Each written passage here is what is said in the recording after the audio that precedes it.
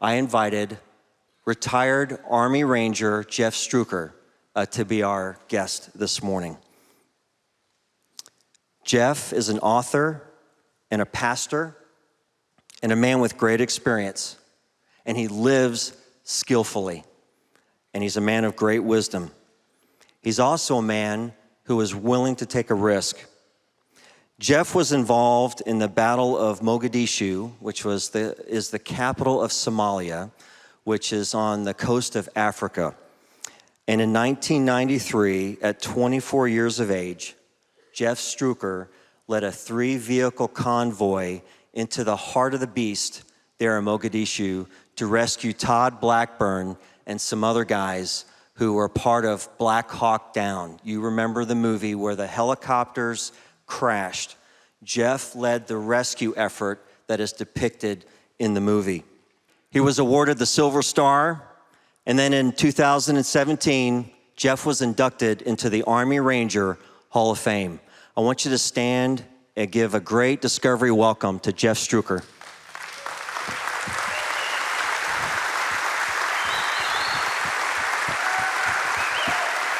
Thanks, Brian. Thanks, Mitty. Thank you very much, guys. Thank you. Please grab a seat. I've been looking forward to being here. Hey, Discovery Church, people all over America and around the world know what's happening here in Orlando, and I am a big fan of this church, so thanks for the invite to be here this morning. I'll tell you a little bit about my background, but what I'm gonna do before we wrap up this morning is I'm gonna challenge you to go on a rescue mission. Like somebody went on a rescue mission for you. That's my challenge for you, so I'll just let you know ahead of time. That's the answer to the one test question. Now you can sit back and listen. Let me explain to you how I ended up in the military first, and then we'll talk about Somalia and about Black Hawk Down. I didn't really have I didn't come from a military family, and I didn't have anybody steering me towards the military. I was a senior in high school, and my buddy joined the Army without even mentioning it to me. His name was Tony, and Tony came back after already signing up. We were still in our senior year, just about ready to graduate. And Tony said, "Hey, Jeff, I just joined the Army. You should join the Army too. It'll be cool." What Tony didn't tell me is the Army recruiters were giving him some extra money if he could get his idiot friends from high school to sign up. And so I go to a recruiter's office one day. It's the middle of the afternoon, and it's just me and 2 Army recruiters. Yes, that means that I skip school. I'm in the recruiter's office, and I ask a question because I don't know the first thing about the military.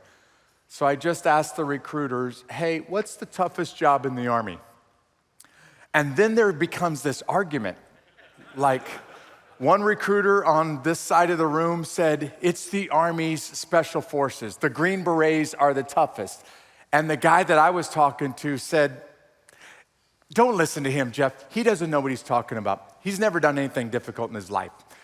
The toughest job in the Army is to be an airborne ranger." And I didn't know the difference between the two. So I said, "What's the difference between Special Forces and Army Rangers?" And this recruiter, true story, says, "Well, let me explain it to you this way. Let's say that we took both groups of guys to the Gateway Arch in St. Louis, Missouri. We took a Special Forces Alpha team, about 12 guys, and we put them at the bottom of the Gateway Arch. And we also take a squad of Army Rangers, about 10 guys, and we tell both groups to make it to the top of the Gateway Arch. Let me tell you what Army Rangers will do, Jeff. They're gonna do in St. Louis what they did on those cliffs in Normandy, France, June 6, 1944. They're gonna take grappling hooks and knotted hand lines, and they'll throw it over the top of the arch, and those guys will just climb hand over hand to the top. That's Army Rangers. You know what Special Forces guys are gonna do? There's an elevator in that arch. They're just gonna go inside and hit the top floor on the elevator button, and they'll take the elevator to the top. And then this recruiter was totally shooting straight with me when he looked me in the eyes and he said, "Listen, kid, you have no idea what you're asking for. And before we go any farther down this road, you need to go home and you need to watch this documentary. It's not Army propaganda. This is a news expose on Ranger training and what it's like. You go home and watch this, then come back and talk to me. And maybe this guy knew who was standing in front of him, because I took this documentary home and I started to watch this expose of Ranger School, and really in the first 5 minutes, man, I was hooked.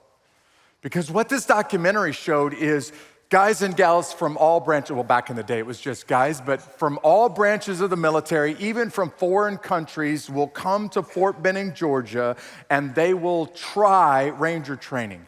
And in the first 5 days, most of the guys that show up there don't make it, let alone through months of food and sleep deprivation and just going through grueling training. So I took this documentary back and I handed it to this recruiter and I said, hey, sign me up. I want to become an airborne ranger. I just wanted to know if I had what it took to serve with the best of the best. Now, guys, I also had a hidden goal, and I didn't tell this recruiter because I was afraid he wouldn't let me in the military if he knew the real reason why I wanted to join the Army and the real reason I wanted to try out for the Rangers. And this reason is because I wanted to go to war. Not in some sick, sadistic way. I grew up in a family that didn't go to church. And I grew up with this really pressing, this terrifying fear of death. And I mean from way back in my earliest memories, at 7 or 8 or 10 years old, I would wake up in the middle of the night and I would wonder about what happens to you after you die. I'd go to my family and I'd ask them questions like, hey, where do you go after you die? And what is it like? And who gets to go there? But my family didn't go to church. They didn't know any of those answers. They didn't read the Bible. They didn't pray. They didn't talk about Jesus. And so this went on for me for a long, long time. Man, I struggled with what happens to you after you die. And then at 13 years old, my neighbors came by to talk to me one day. And it was they were a newly married young couple, just a few years older than me. And they started treating me like a little brother, started hanging out with me, wanted to do stuff with me. And one night, I remember this pretty clearly, they came over to my house and they knocked on the door and they said, hey, Jeff, we've got something we need to talk to you about. Can we come in for a second? They were acting weird. And they sat down at the dining room table and then they started to talk to me about sin. And they started to describe what happened outside of Jerusalem on a cross 2,000 years ago when Jesus went to that cross and paid for my sin. Now, this couple couldn't possibly know me well enough to know how big of a deal this was. But they said, Jeff, if you will surrender your soul to him, Jesus will change you right here, right now. He will give you a new life. It's called the abundant life. John chapter 10, verse 10. But not only will Jesus give you abundant life, he will also give you eternal life. And you don't ever have to wonder about what happens to you after you die. And they were so freaked out and so nervous in that conversation. I mean, they were stumbling all over themselves. If there is a way to mess up sharing your faith, they would have done it. Because they left it right there, and then they scurried back to their house and just left me to figure it out. And later on that night, I'm laying in bed and all of that conversation is going back through my head and I start to replay the whole thing, and then the light bulb comes on and it all makes sense to me. And that very night I got out of my bed and I knelt down by the side of it and I prayed and just simply asked Jesus, would you change my life? Here's what I'm saying, guys, there is no way to mess this up. And the next morning when I woke up, there was something different. I mean, so different that when I got off the school bus that next day, instead of going to my door, I went to my neighbor's door and said, I prayed last night and something is different inside of me. And I don't even know what to do next. So when I go to this recruiter's office, actually what I'm doing is saying, hey, I want to go to a job where I have the highest probability of going to war and getting shot at because I really want to know if I'm over this fear of dying. And so I show up to the Army's 75th Ranger Regiment as a private, my first assignment in the Army. Actually, I spend the next 10 years straight there and leave as a platoon sergeant 10 years later. And in those 10 years, I served with the greatest warriors on planet Earth, no question. What I wanted to do was just simply see if I was ready for combat. So I've been in the Army for a couple of years. I'm in the Ranger Regiment for a few years. When we are planning a mission to go take down Panama and remove the president of that country and bring him back to the U.S. This mission has been off again, on again. Because I'm in this special operations unit, we get notified that we're going, we do all the plans, we're packing, and then at the last second it gets canceled. This happens repeatedly in the U.S. military. And late December 1989, we were all supposed to sign out on Christmas vacation the next day, and that's when we get the alert notification that we're getting ready to go to Panama, but this time it's for real. On the night of the invasion, the Ranger Regiment will start combat operations by taking down 2 airfields, doing parachute assaults onto 2 airfields. After those airfields are secure, the rest of the invasion force will go in and land at Rio Hato and Torrijos Tucuman. We're putting hundreds of aircraft in the skies on the night of the invasion, and there's a high probability that some of those aircraft might get shot down. So I loaded up on a U.S. Air Force jet in secrecy and flew down to Panama 24 hours before Operation Just Cause began to provide the search and rescue force for the first night of the invasion. Now, right after we took down those airfields, the first and the pressing mission was to take out the Panamanian military, the Panamanian Defense Forces. But the real reason this Special Operations Force was down there is to go get Manuel Noriega, the country's leader. And after a couple of days, the Panamanian Defense Force pretty much folded. And now we're chasing Noriega around the country. It was like the hunt for Elvis because he pops up over here and then he's over there. And after a few weeks, we got Noriega, put him back on an airplane, flew him, you may remember this, to Florida, where he spent the rest of his life in a Miami jail. And I got shot at a couple of times when I was in Panama, but none of those were kind of life threatening, this is the moment I'm gonna die in the next few moments kind of incident. So when I got back from Panama, there was still a big question that was unanswered for me.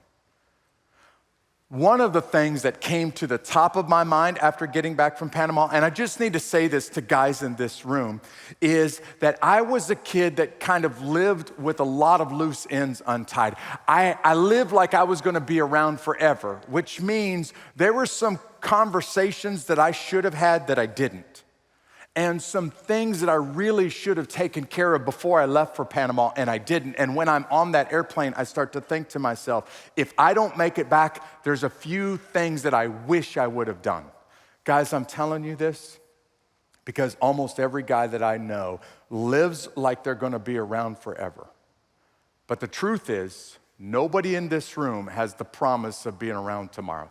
So if you got a conversation that needs to happen, go take care of it today. And for me, the number one item on this list was my high school sweetheart. Man, I was head over heels for this girl. And I was just dragging my feet, not waiting for the right time to propose. And I guess you could say that Panama scared me enough to go out and to buy a ring and to fly home and to propose. And Dawn and I set a date to get married about a year later. Now, if you know history out there, you know that a year later, the U.S. is involved in Operations Desert Shield and Desert Storm. I'm in Fort Benning, Georgia.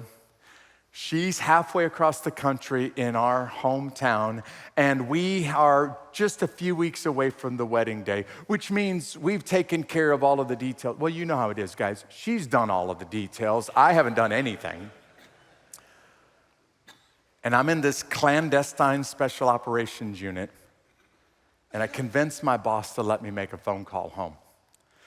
And I have to go across the street to a payphone when I make this call, but the phone call basically goes like this: Dawn, I don't know when I'm leaving, and I'm not authorized to tell you where I'm going, and I'm not sure when I'm going to come back, but I'm almost certain I'm not going to be in the country on our wedding day.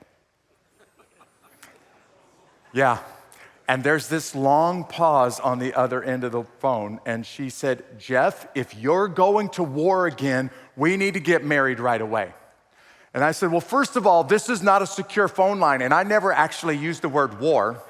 Secondly, I just am not gonna be in the country on our wedding day. And I remember her response because she said, Jeff, don't play games with me. If you get shot, I want the flag.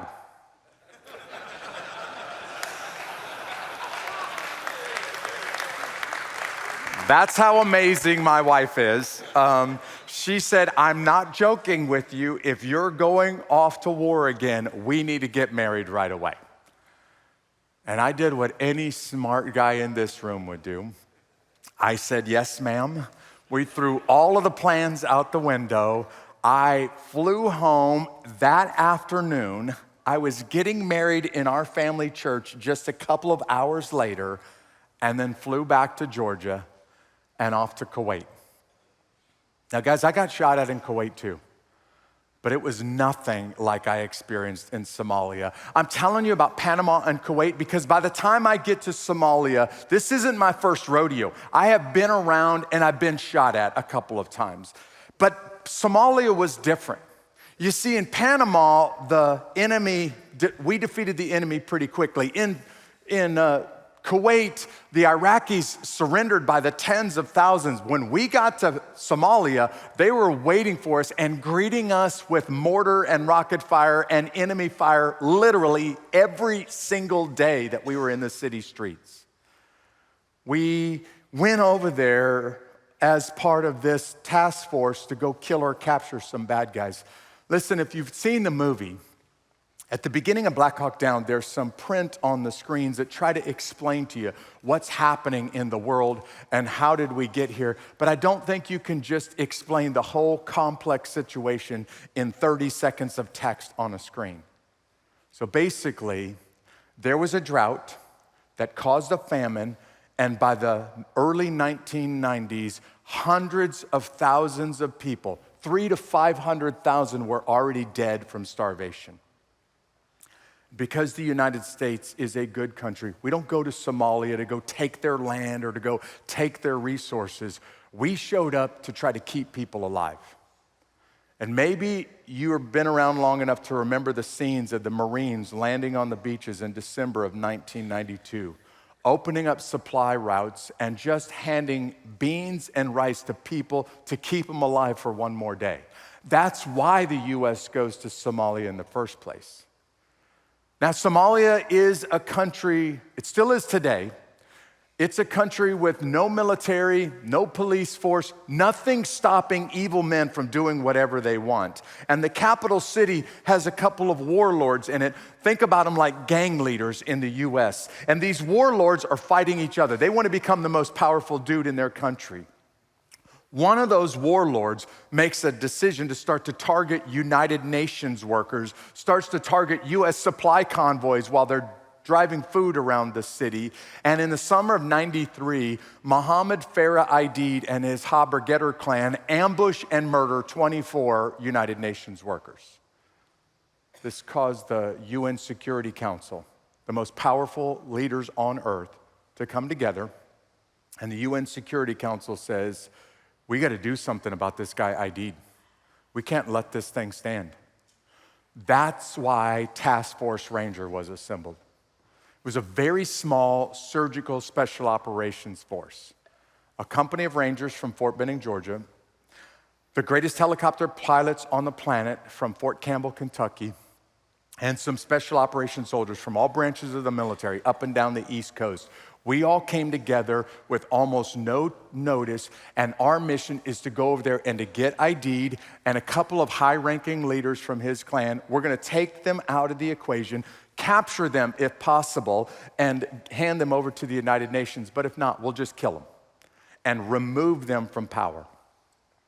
And we start to take down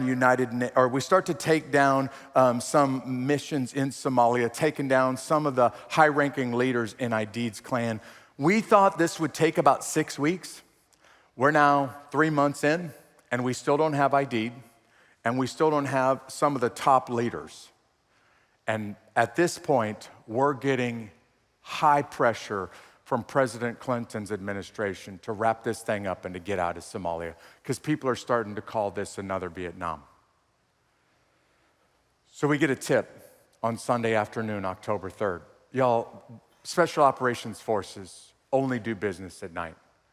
Man, with our night vision capabilities, with our training, our tactics, we've got this huge advantage on the battlefield at night. We basically live like vampires when we're overseas. We come out at night, we do bad things to people, and then we scurry back before the sun comes up. And it's Sunday afternoon, it's in broad daylight, and this is the very part of town that's controlled by Aidid, but there are 2 high-profile guys meeting in the same building at the same time. We haven't seen 2 guys in the same building since we arrived there. And we go through all the planning. We spend just a couple of minutes preparing for this, and our big boss, Major General William Garrison, makes the decision to go launch the force to go get these 2 guys. So like you see in the movie Black Hawk Down, special operators fly in on Little Bird helicopters and they assault a target building from the rooftop. As they're doing that, other Rangers go in by Black Hawk and they slide down ropes, and their job is to provide blocking positions at the 4 corners of the target building and keep everybody in the city out. While all of that is going on, we have a long column of Humvees. I'm a squad leader. I've got 10 men that I'm responsible for, and I lead these long column of Humvees through the city streets. We're gonna stop a half a block away from the target building. We're gonna wait for the call that the bad guys are secure. We'll drive up the last half block. Everybody who went in by helicopters will jump on those vehicles, and we're gonna get out of there as fast as we can. We wanna be in and out in less than 30 minutes, if it's possible. And honestly, man, this thing was going down almost like we thought it was supposed to, like just about like we planned it. Except for when those Black Hawks were flying in and when those Rangers were sliding down the ropes, one of those Rangers, 18 years old, brand new to the military, a kid who comes out of the panhandle of Florida named Todd Blackburn, missed the fast rope. And he fell 70 feet. And he landed in the city streets head first. So as soon as I arrive with the Humvees, my commander, Colonel Danny McKnight, is calling me on a radio saying, "Jeff, we've got a pretty seriously wounded Ranger. I need you to get him on your Humvees, and I need you to get him back to the base." Colonel McKnight, this football star from Central Florida, said, "Jeff, you're gonna have to fight up to get to Blackburn. I'm already under enemy fire from the time that I arrived with the Humvees. You're gonna have to fight to get to Blackburn." But he's unconscious, he's bleeding from his nose and his mouth. And when I got there, we placed him on a stretcher. He had a couple of medics on right next to him, working on him, trying to keep him alive. And I split my men in half and put them on 2 Humvees, one in front of him and one behind him. And we placed Blackburn on this cargo Humvee. It's like a pickup truck with no protection. And I told my boss that I'm gonna drive Blackburn back to the base, drop him off, and I'll turn around and I'll come right back out here. Now we're already under gunfire and I'm already fighting back and forth to my left and to my right. But the guy that was in the Humvee with me, in this lead Humvee, I told him to drive really slowly and to avoid as many potholes as possible. I didn't want to do further damage to Blackburn, who was in the Humvee behind me. Which means we're driving at like 10 or 15 miles an hour when we drive by the target building and turn onto one of these major roads in Mogadishu. And when I say major road, I mean like 2 lanes of dirt. And when I turned the corner, guys, that whole city erupted with gunfire on those 3 Humvees. And I'm talking about every rooftop and every alleyway, every window, every doorway. There were guys just lobbing hand grenades at us because we're 10 or 20 feet away from them. There's rocket propelled grenades going across both sides of the street at the same time, and automatic gunfire from everywhere. I got a guy on a 50 caliber machine gun who's holding the trigger down and spraying bullets all over the place. We're getting hit from so many directions. He's trying to return fire everywhere. Of course, he wasn't being very effective that way. So I told him to take his machine gun and face the left side of the Humvee and pick up all of the bad guys on the left side. There's also another guy with a machine gun sitting right behind me named Dominic Pilla. And to this day, Pilla is the greatest machine gunner I've ever seen in my life. So I told Pilla, take your machine gun, face the right side of the Humvee, pick up all of the enemy fighters on the right. Another guy in the back seat will take care of everybody behind us. I'm gonna take care of all the bad guys in front of us. And for you guys that have been in the military, you know what's going on right now. We're just fighting for our lives, fighting to make it back to the base. And down the road, on the right side, hiding, waiting for us, is a Somali gunman. And guys, when we get right next to that guy, he sees Dominic Pilla at the same time that Pilla sees him. And these two guys turn their weapons to each other and they shoot and kill each other at the exact same instant. Now listen, Black Hawk Down is one of the most violent movies of all time. But they had to deliberately tone down the violence in that movie because it was almost given a rating of X for violence. And that didn't at all come close to what you see in the real deal. Dominic Pilla was shot in the forehead just above his eye. He took a massive head wound, and he was dead before his body hit the floorboard. And then everybody in those vehicles started to panic around me because all of us started to think, you know what? I'm gonna die before I even make it back to the base. And as the leader of this little convoy, I had to remind myself, Jeff, you're in charge and you have to get yourself under control if you're gonna be able to get your men under control. So very calmly, as deliberately as I knew how, I told Specialist Tim Moynihan, who's sitting right next to Pilla with him laying in his lap, to take his weapon, face the right side of the Humvee, pick up Dominic Pilla's sector of fire, and kill as many bad guys as possible if we're gonna have any chance at surviving. I had to fight my way back to the base. I don't even have time to talk to you about it this morning, but when I get back there, the scene is chaos. And I mean, people are running everywhere. The medics are running up to my Humvee to get Dominic Pilla's dead body. And the surgeon is running to get Todd Blackburn in the vehicle behind me. And it's total chaos back there. And I remember thinking to myself, God, I can't believe that any of us just made it through that kind of enemy fire alive. We should all be dead right now. And at about that moment, my platoon leader, Lieutenant Larry Moores, walked up to me.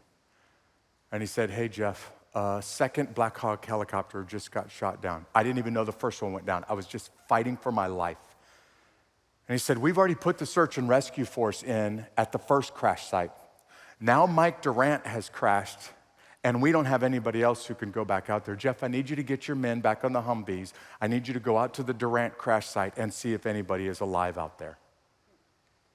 Just like you see in Black Hawk Down, one of those special operators who came back with me, he overheard the whole conversation.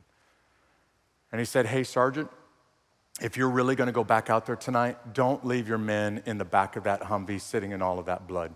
He said, man, that will mess them up for the rest of their life. You should probably go clean this Humvee up. So I sent all the rest of my guys, go get some more fuel, go get some more ammunition, go get ready because we're going back out. And I pulled this one Humvee off to the side. And in Somalia at this time, we didn't have running water. So I just used buckets and brushes and my bare hands. And I started to clean the back of this Humvee up. And guys, without question, this is the most terrifying moments of my life. You see, I'm standing at the back of that Humvee and everything inside of me is saying, don't do this, Jeff. Don't go back out there. You will die tonight. And my first thought was for my men. Hey, we've got 2 Black Hawks that are down. I don't know if anybody survived, but the only guy from the entire task force that I know has been killed in action was sitting a couple of inches away from me when he took a bullet in the forehead. And all of my men are gonna die if I drive them back through that kind of enemy fire. I was also thinking about my family. You see, Dawn and I had been married for about 3 years. So we've been trying to have a baby the whole time. And I got a letter in the mail just after getting to Somalia saying that she was pregnant with our first child. And I was thinking, man, I'm never gonna see my wife again, and my child will never even see their father's face. And everything inside of me was saying, don't go back out there, Jeff. But you need to know something about Army Rangers.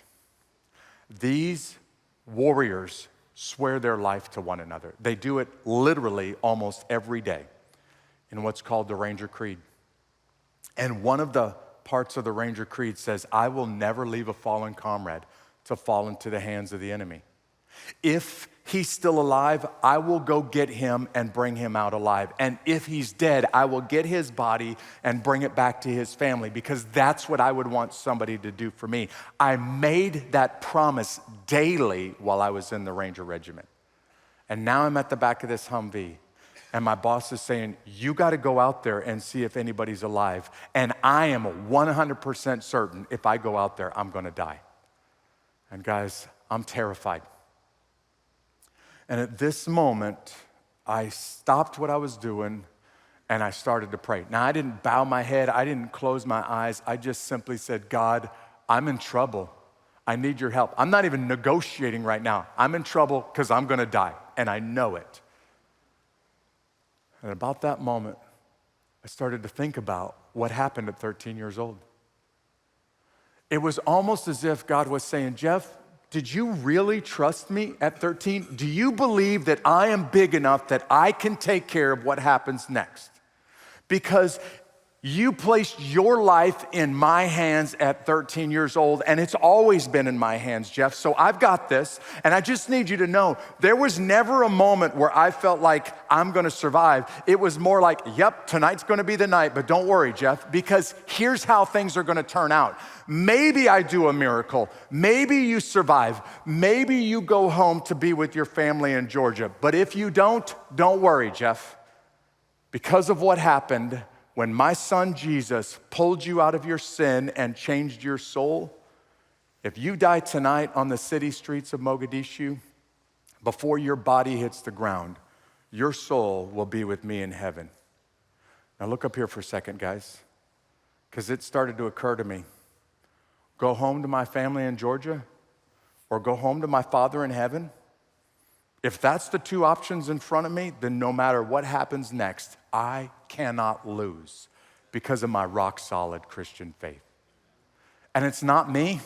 I'm not a better warrior than anybody else out there. It was what happened for me 2,000 years ago that made all of the difference. And for me, that was like a switch just got flipped. From that moment forward, I'm certain that I'm gonna die, but not at all worried. All night long until 9 o'clock the next morning, I know where I'm gonna spend eternity, so I got nothing to worry about. And guys, I get ready to go back out in those city streets. Now, we couldn't tell exactly where the crash site was, but I'm supposed to lead this column of vehicles. All of the guys that are shooters from our unit are already in the city streets. They're already fighting for their life, but we need more guns. So I asked all of the rest of the support guys, hey, would you grab a weapon and would you jump on those vehicles with me? And I'm talking the cooks grabbed their guns, and the intel clerks and the supply guys grabbed their stuff and jumped on those vehicles. We're just like the butcher, the baker, and the candlestick maker, but if you got a gun, get on the Humvees, because we need all of the help we can get. And we drive back out in the city streets. There's a helicopter in the air, and he's giving me directions over the radio. And he said, Jeff, go down the road. You see some tires burning in front of you. Make a right turn at the burning tires, and you'll go straight to the crash site. Now, in Somalia, with no electricity, the black smoke from the burning tires, you could see it through the whole city during the day. And the flames, you could see at night. And this is how the warlords let each other know. This is where the big fight is. Just burn some tires. And the helicopter said, go to the burning tires. Take a right, you can't miss it. What the helicopter couldn't see was there was an ambush waiting for me down that road. And when I got right next to them, before I even made it to the tires, they opened up on those Humvees with rocket-propelled grenades and automatic gunfire from 10 feet away. And man, I can't explain why, but not one person on my vehicle was hit in that exchange of gunfire. Killed all of those guys and backed out of there and called the helicopter and said, man, I can't drive these cooks and clerks through this. I'll kill more guys than I'll rescue. You need to find us another route. So as we're driving around the city, we link up with half of the assault force that's on vehicles that are totally destroyed. They can't make it back to the base on their own. I stop what I'm doing, place these guys on the Humvees, drop them back off at the base, turn around and get ready to go back out there. But now it's really obvious. We need help. And these light-skinned Humvees, we didn't have armor back in those days on Humvees, so it's just fiberglass and tin. And we called the United Nations and said, would you help us out? The Pakistanis came to our base at about 11 o'clock at night with 2 tanks. The Malaysians showed up with armored personnel carriers, and other U.S. forces came to our base, and at about 11:30 at night, we mounted this big multinational convoy and drove back out into the city streets. My men and I stayed on the same 2 Humvees and spent until 9 o'clock the next morning out there, trying to get to Cliff Wolcott's crash site in the north and Mike Durant's crash site in the south, trying to gather all of our forces up, get them on those armored vehicles, and get them out of there. And guys, I am the very last vehicle to leave the city streets of Mogadishu, Somalia. I'm the last guy to make it back in at 9 o'clock the next morning, fighting all night long, losing guys all night. But when I get back into the base the next morning, my buddies are waiting for me. And they're lined up because they want to talk to me. And they're saying, Jeff, I got to talk to you right now about my best friend who just got killed tonight. What happened to him? And where is he? And what's it like? The same questions that I asked my family at 8 years old, they were asking me in Mogadishu. And my buddies were saying, hey, Jeff, if I get on a helicopter or a Humvee and I don't make it out of the city streets alive, what happens to you after you die? And guys, I never saw this one coming in a million years. I thought I was just gonna be an airborne ranger who kicked in doors, killed bad guys, and loved Jesus at the same time. But I can take you to the exact spot on this airfield in Mogadishu where God made it overwhelmingly clear to me. Jeff, you have something that they don't have, and you were able to do last night what you could do because of your faith. And I want you to reach America's warriors at the soul level. Instead of preparing America to meet the enemies of her country, of your country, I want you to prepare the warriors to meet eternity, Jeff. And I felt this overwhelming sense that God was calling me into the ministry because my buddies were saying, Jeff, I listened to your voice on the radio last night. I watched you in the city streets. Man, you were calm when everybody else was freaking out. You have something, and I don't even know what it is, but I know I want it.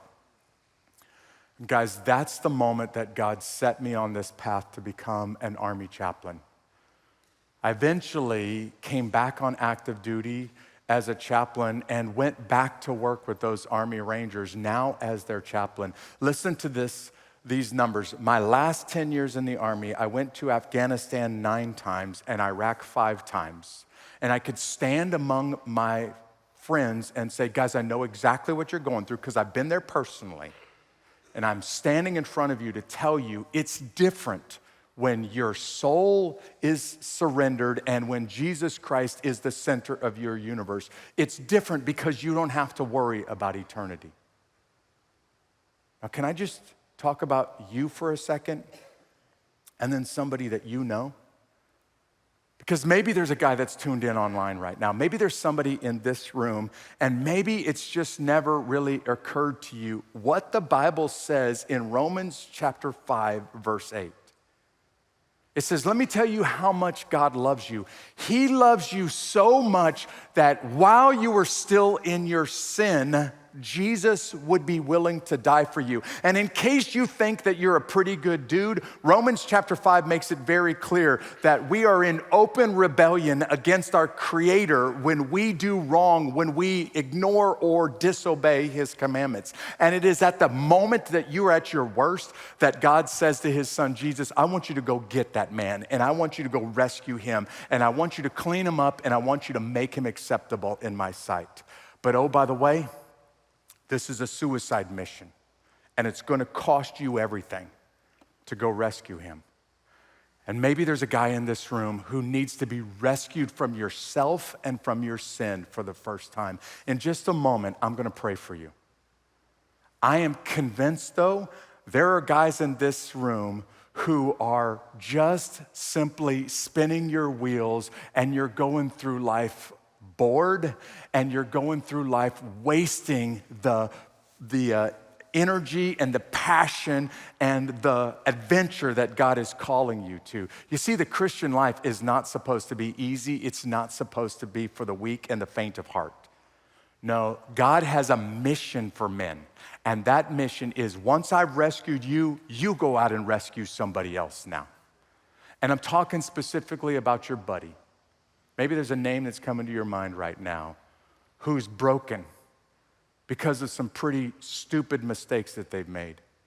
Or they're in bondage to their own sin right now and working as hard as they can to try to figure it out. But the truth is, you can't break the bonds yourself. You're gonna need supernatural help. And for those of you in this room who know Jesus Christ personally, He is calling every man in this room, myself included, to go out and to lock arms and to link up and to rescue one other dude. So here's the truth, guys. God has done for me what He's done for you that claim the name of Jesus and every believer who's ever walked on planet Earth. Psalm 23 puts it this way: when I walk through the valley of the shadow of death, I will fear no evil. And do you want to know why I will fear no evil? Not because I'm the baddest dude on the battlefield. I will fear no evil because you're right there with me, God. And if you're right there with me, I don't have to worry about what's in front of me, because I got the King of the universe walking with me step in step. So what I'm gonna do is, just a second, I'm gonna pray. I'm gonna pray for guys that are in this room. I'm gonna pray for guys that are tuned in online. And I'm gonna pray that today somebody will go through this miracle of all miracles. You will go through this transformation of dead in your sin to becoming alive to Christ for the first time. But I'm gonna pray for all of the rest of us in this room who are believers, that you'll go out from this room and you'll go lock arms with somebody who is really struggling right now.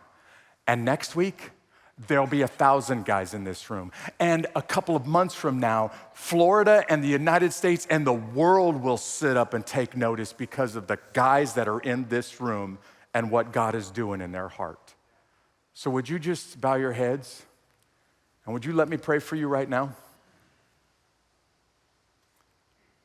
God in heaven, no one is here today by accident. The folks that are tuned in right now, it is because your Spirit put it on their heart to tune in to this morning. And Father, I pray that you would do something holy. You would do something miraculous. You would do something that only you can do.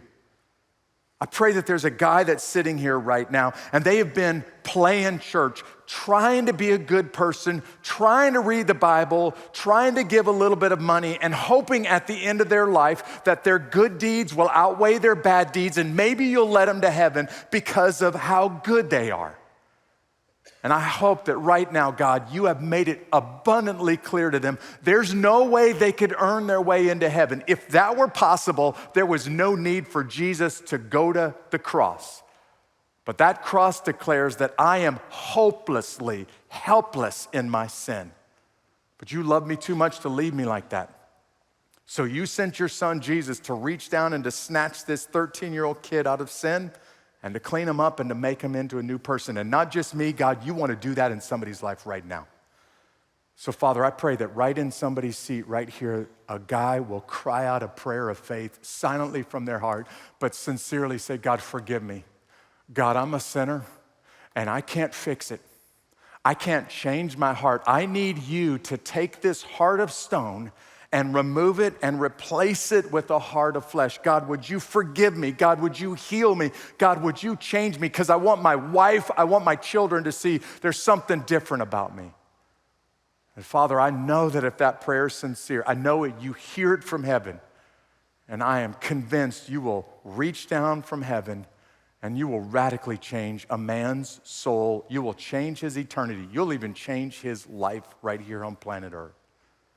So Father, would you do that? Would you do it for your glory, but not just for the men who need to become Christians for the first time? God, I pray for my brothers in this room.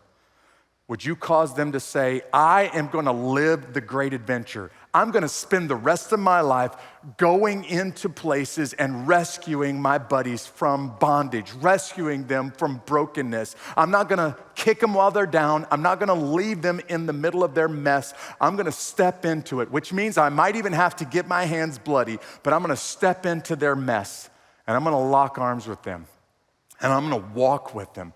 Because that's what I would want somebody to do for me. And Father, would you cause the men in this room to live so bold, so different that their friends, their neighbors, the guy at the gym or the coworker says, man, you got something. And I don't even know what it is, but I know I want it. Father, would you do what only you can do right now?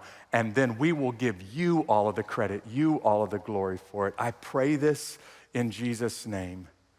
Amen. Guys, I want to say thank you for the chance of being with you today. I'm going to wrap things up and turn it back over to Pastor Brian so he can give you some instructions about what's going to happen at the tables next. Hope you have a great day. God bless. Thank you, Jeff.